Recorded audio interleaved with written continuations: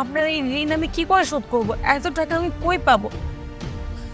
হ্যাঁ, এভাবে বলো না। শোনো, তোমাকে আর কোনো টাকাই পরিশোধ করতে হবে না।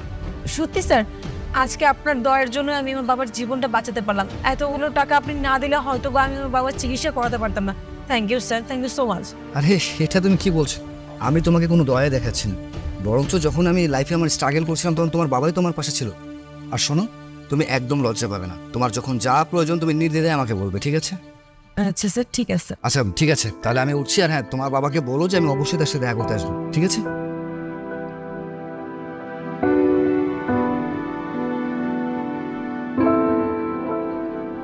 কি ব্যাপার? স্যার তো স্যারের ফোন এখানে রেখে গেল, আমি দিয়ে আসি।